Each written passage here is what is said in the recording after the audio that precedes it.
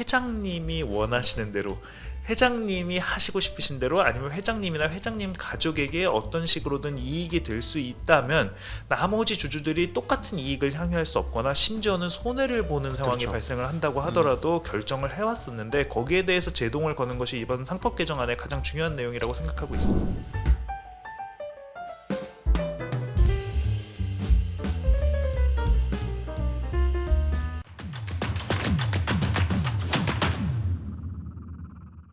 안녕하십니까. 증시학도TV 시청자 여러분, 투자자 여러분 반갑습니다. 시즌 1의 마지막 대담입니다. 시즌 1의 마지막 대담을 어떤 분하고 할까 하다가 그래도 저희가 다른 채널에 비해서는 뭐 상법 개정이라든가 주주 행동에 대해서 관심이 많고 그걸 상당히 지지하는 입장이기 때문에 실제로 주주 행동과 관련된 직접적인 플랫폼을 운영하고 계신 분을 모셨습니다. 여러분, 이제 모바일에서 앱 중에 액트라는 앱이 있습니다. 주주 행동을 위한 플랫폼이 되는 바로 그곳인데요. 그 액트의 연구소장을 맡고 있는 윤태준 박사님 모셨습니다. 박사님 어서 오십시오. 네, 안녕하세요. 자기소개 잠깐 해주시죠. 네, 저는 회사의 어떤 목소리를 전달하고자 하는 주주분들의 주주 행동을 지원해드리는 서비스인 액트라는 모바일 앱에서 연구소장이라는 직책을 맡고 있고요. 회사 안에서는 뭐 대외 협력이라든지 뭐 학술 활동 이런 것들을 전담하고 있는 사람입니다. 지금 최근에 어떻습니까? 과거하고는 확실히 좀 달라진 것 같은데 주주들이 표 모으기가 조금 편해져서 그런지 소액주주들 연대가 좀 움직이는 것 같아요. 그래서 지난번에 이제 저희도 방송에서 잠깐 언급을 드렸던 오스코텍 같은 경우는 오스코텍 소액주주 연맹이라고 표현해나 소액주주 연합이 사장을 갈아치우는 데까지 성공했죠. 네, 이걸 뭐 이렇게 표현해도 좋을지 모르겠습니다만 사실 이제 한국 자본시장에 좀 풀뿌리 민주주의가 발돋움하기 시작했다라고 생각을 하고 있고요. 오스코텍뿐만이 아니라 저희 앱 안에서만 140여 개 기업을 대상으로 주주 행동이 진행이 되고 있습니다. 물론 뭐 하루가 다르게 막 불 끓듯이 이슈가 생기는 종목도 있고, 요 140개 종목 중에서 느슨하게 뭐 내년 3월 정도에 다시 봅시다 하는 종목도 있습니다만, 네, 요 정도 기업들, 네. 이게 지금 숫자가 지금 깜짝 놀랐는데, 네. 물론 이제 코스닥도 있고 거래소도 하면 이제 2,000 종목이 넘긴 하지만 네. 거래소만 하면 140개면 10%가 넘는 확률이에요. 네, 그렇습니다. 실제로 대한상공회의소에서 이번 2025년 상반기에 낸 보고서를 보았더니 이제 300개 유가증권 시장 상장 기업들을 대상으로 설문조사를 했는데, 너네 뭐 주주들의 주주 제한 시도라든지 뭐 회사 IR 담당자를 찾아오는 사람이라든지 아니면 뭐 주주 서한을 받았다든지 이런 것까지 다 포함해서 주주 관여 활동을 받은 기업이 얼마나 되냐라고 물어봤더니 그 300개 기업 중에 40%인 120개 기업이 받았다라고 하더라고요. 그래서 다시 물었다고 합니다. 복수 응답으로 이 120개 기업 중에 그러면 누가 너네한테 그런 연락을 해왔냐라고 하니 90% 이상이 소액주주 또는 소액주주 연대에게 받았다. 즉 거의 110개 기업은 소액주주한테 받으신 거고요. 그 110개가 이제 저희 안에서 활동을 하는 140개 기업이 아마 그 중에서 7, 80% 이상을 차지하고 있을 겁니다. 네. 그야말로 이게 동학개미 운동이네요. 네, 맞습니다.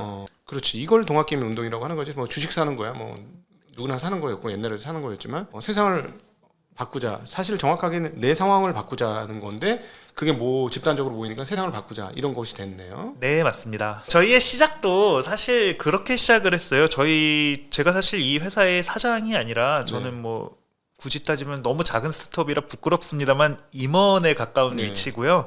이제 대표, 사장은 이제 저의 대학 시절 친구인데 이 친구가 본인이 주주 대표를 하다가 이 회사를 차린 겁니다. 그러니까 본인이 이 활동을 하다가 좌충우돌하면서 누구에게도 도움도 못 받고 조금 물어보려고 전문가나 변호사들을 찾아가려고 하면 뭐 다음 주에 와라. 그리고 뭐 상담 한번 받으면 뭐 비용도 청구해야 되고 하다 보니 이거 너무 힘들어서 못하겠다라고 본인이 좌절을 하다가 이거 차라리 내가 이거를 좀 기술로 풀면은 이용하는 사람들이 있겠는데라고 해서 창업을 친구가 했고, 저는 이제 친구가 한 2년 정도 회사를 운영했던 상태에서 다른 회사를 다니다가 친구의 권유로 합류하게 되었습니다. 그러니까 그야말로 궁죽통의 표본이네요. 그러니까 너무 본인이 하고 싶은데 답답하니까 야, 이거 어떻게 할 방법 없어 하다 보니까 이제 여기까지 오게 된 거죠. 그래도 실제로 어떻게 뭐 성공한 사례들이 있습니까? 이 주주 행동이? 저희가 창업을 했을 때에는, 그러니까 이제 제가 이 회사에 합류를 하기 전에는 사실은 거의 성공하지 못했었습니다. 네. 그리고 사실 저희를 찾아오시는 고객분들도 정말 저희가 뭘 해줄 거라고 기대를 해서 오는 게 아니라 어디에서도 도움을 받을 수 없는 상황이 되다 보니 저희를 찾아오셨어요. 그래서 이제 저희 초기 고객은 거의 대부분 거래 정지 종목이셨습니다. 아하. 네, 자기들 목소리를 어디에다 이야기를 하고 싶은데 네. 어디를 가도 뭐 회사 다시 거래 재개되기 어려울 것 같은데요. 뭐 이런 얘기만 듣고 전혀 도와줄 사람이 없는데 그러다 보니 저희한테 찾아오셔서 지푸라기라도 잡는 심정으로 도와달라고 하시고 당신은 저희도 뭐 실력이 없으니 거래 정지된 종목을 소액주주를 도와서 뭐 어떻게 해드릴 수가 없고 그러니 사실 거의 저희가 2, 3년 전 처음 창업을 했을 때는 그냥 그분들의 사연을 어떻게든 어느 신문사에서라도 실어줄 수 있게 계속 보도자료 뿌리고 그분들이 뭐 예를 들어 거래소 앞에서 시위한다 그러면 저희 직원들 다 같이 나가서 시위하고 네. 뭐 이런 식으로 시작을 했었고요. 그래서 네. 그 당시에만 해도 성공한다는 건 굉장히 어려운 일이었는데 네네. 작년 2024년 3월 정기주총부터 이제 개인 주주의 비중이 높고 회사의 규모가 굉장히 작은 기업들 시가총액 3천억 이하 정도 종목에서 저희가 일부 종목에서 조금 승리하는 사례가 나왔었고요.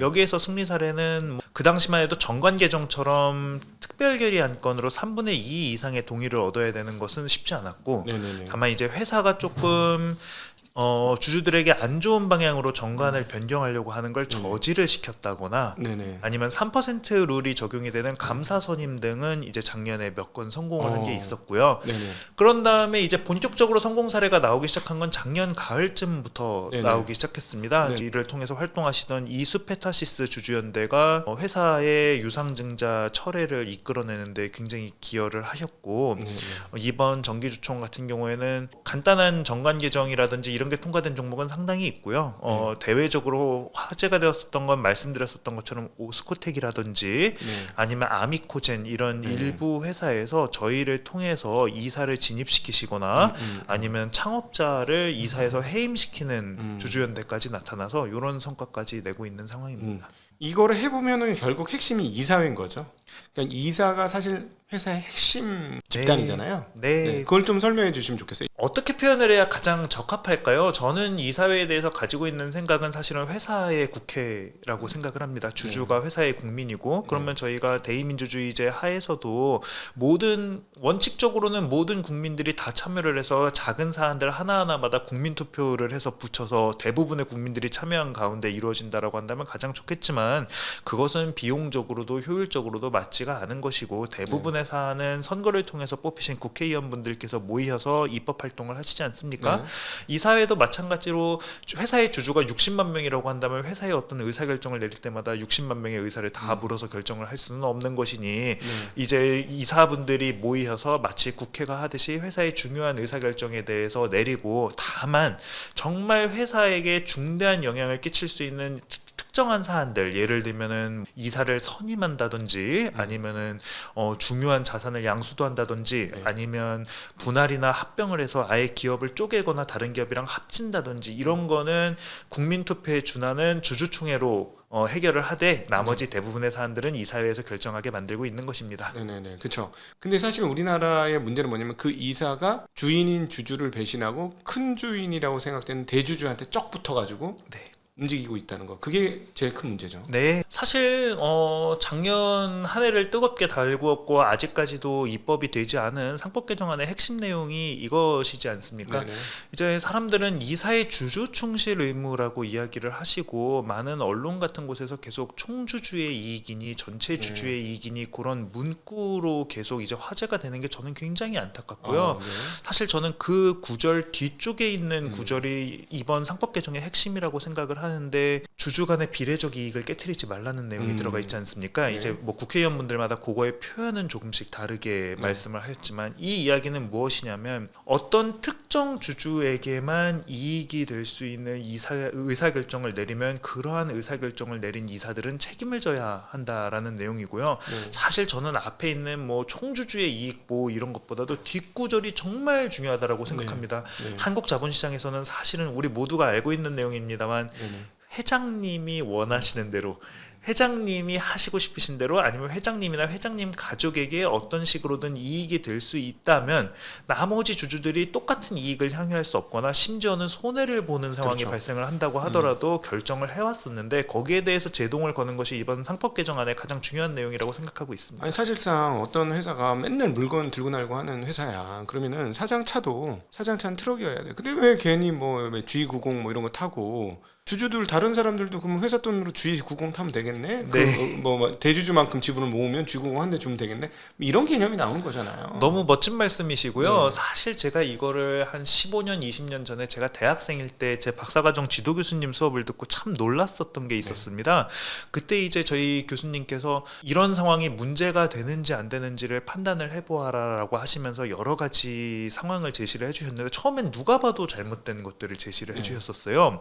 그런데 마지막에 제시를 해주셨던 상황이 회사가 있고 회사가 어떤 사업을 하기 위해서 어떤 일을 외주를 맡겨야 되는데 그 외주를 맡기는 업체가 회장님이 직접 다 가지고 계신 회사인데 그 회사가 다만 이 모회사라고 표현을 해야 될까요? 이 모회사의 일을 해주는 대가로 다른 회사보다 딱히 더 비싸게 돈을 부르지 않았다라고 한다면 이게 문제가 되는 상황이냐 안 되는 상황이냐라고 하시더라고요. 네. 제가 사실 그땐 공부가 모자란 학생이라 저도 아니 외부 업체를 쓰는 거나 우리 내부 업체를 쓰는 거나 가격이 똑같다고 한다면 주주가 손해를 본 게 있나? 라고 생각을 네. 해서 제가 손을 들고 발표를 해서 교수님께 이거는 문제가 없는 것 같습니다 라고 했더니 교수님이 이게 문제다 라고 이야기를 하시면서 그 가격이라는 것도 이익을 전혀 안 내는 건 아니지 않느냐 어느 정도 이익을 내는 것이고 그러면 이 이익을 내는 것마저도 사실 나머지 주들이랑 나눠 가질 수 있어야 되는데 그렇죠. 그 이익률이 뭐 현저하게 높은 수준이 아니라고 해도 그 이익을 회장님 혼자 가져가시는 것은 잘못이기 때문에 네. 남들과 공정한 가격으로 한다고 하더라도 이것도 일감 몰아주기다라고 네. 말씀을 하셨을 때 굉장히 놀랐었고요. 그래서 이런 거를 보아하니 참 우리 기업들의 많은 의사결정이 정말로 지배주주만 특별히 더 이득이 되는 방향으로 가고 있구나. 그걸 다른 말로 표현하면 그거죠. 지배주주, 그러니까 소위 말하는 창업자나 회사를 설립한 그 가문이 내 거야. 그럼요. 그 의식이 너무 그럼 상장을 하지 말았어야지. 100% 지분 정말 맞는 말씀이십니다. 그러면 지 거지. 그럼 네. 지 건데 상장을 하고 그 다른 사람한테 돈 받고 내 주식을 팔았으면 내 물건을 팔았으면 근데 그 물건이 공통 소유면 공통 소유답게 해야 되는 거잖아요. 맞는 지당하신 말씀이십니다. 사실 그래서 제가 이거를 작년에 이제 운이 좋게도 조금 언론의 주목을 받을 수 있는 자리에 제가 초청을 받아서 나갔을 때 이 얘기를 정확히 드린 적이 있었어요. 상장을 했으면 장가 보내고 시집 보낸 자식이다. 네. 이제 내 맘대로 안 되는 거를 인정을 해야 된다. 그런데 우리 회장님들이 하시는 그 모습을 보면 상장사가 돼서 장가를 보내고 시집을 보냈는데도 자식의 일거수일투족을 자기 마음대로 하시고 싶으신 부모님을 보는 것 같아서 너무 안타깝다라는 말씀을 드린 적이 있었고요. 네, 지금 하신 것처럼 상장사라면 그렇게 하면 안 되는 것이고 그렇게 할 거면 본인이 지분 가지시고 비상장으로 두셔야죠. 네, 그러니까 최근에 한 타이어 회사의 조모 회장이 네. 그 회사 돈으로 자기 차지 뭐. 그 회사 차. 근데 원래는 회사 차잖아. 회사 네. 돈으로 산 거니까. 네. 근데 자기네 집 주차장에 있으면 그건 자기 차처럼 그것도 자기네 집 주차장에 여러 대 중에 한 대가 그냥 서 있었다면 예를 들자면 그게 회사 주차장에 서 있어야지. 그런데 그게 자기 집에 있거나 이러면 이건 심각한 문제 아닌가? 그러니까 참 너무 안타깝죠. 이게 지금은 우리 모든 사람들이 이게 문제라는 걸 너무나 잘 알고 있지 네네. 않습니까? 근데 이제 제가 어렸을 때 이제 한창 사회에 처음 나와서 활동하시던 때만 해도 사실 많은 사람들이 저는 그 인식도 없었다고 생각을 하거든요. 돌아가신 정주영 회장님이 회사 돈으로 이 차를 자기 집에 끄시는데 이게 뭐가 문제야라고 생각했던 게 사실 부끄럽지만 25년 전, 30년 전만 해도 이랬다고 생각을 하고요. 그 인식이 한 세대를 지나면서 이렇게 바뀐 게 굉장히 격세지감이라는 생각도 듭니다. 사실 뭐 너무 좀 엄격한 건지 모르겠지만 사실 회사에서 먹는 커피 믹스 한 봉지가 네. 회사에서 먹으면 되지만 그걸 집에 가서 먹으면 안 되는 거잖아요. 그럼요. 그렇죠. 작은 사람들은 그거 가지고도 이거 하나 너무 먹고 싶은데 집에 없는데 이거 하나 갖고 와야지 이러면 양심에 가책이 생기잖아. 네. 그죠? 커피 네. 한 봉지 갖고도. 근데 아니 버젓이 슈퍼카 같은 거를 몇 억씩 되는 차를 자기 차처럼 회사 돈으로 이거는 횡령 또는 배임 뭐 이런 거죠? 그럼요. 네. 근데 이제 사실상 이렇게 찾아오시는 분들은 보통 이제 회사에 좀 뭐랄까 상처를 입고 억하심정이 많겠지만 대체적으로 주주들은 회사의 친화적입니다. 네. 그렇죠? 이거를 대주주나 지배주주들이 오해하면 안 돼요. 진짜. 너무 멋진 말씀이세요. 제가 이거 기회가 있을 때마다 드리는 말씀인데 지금은 포지션이 없습니다만 네. 제가 오랫동안 주식 투자를 해오면서 가장 많이 들고 있었던 회사가 네이버랑 삼성물산입니다. 네. 근데 너 네이버랑 삼성물산을 왜 가지고 있냐? 그리고 제가 이렇게 말하면 이 자식 별로 많이 못 오른 종목들 가지고 있네라고 생각하실지 모르겠습니다만 네. 제가 네이버랑 삼성물산은 사실은 거의 팬심으로 들고 있었어요. 네. 박사가 팬심으로 주식을 들고 있다는 게 어떻게 보면 되게 의아하고 네.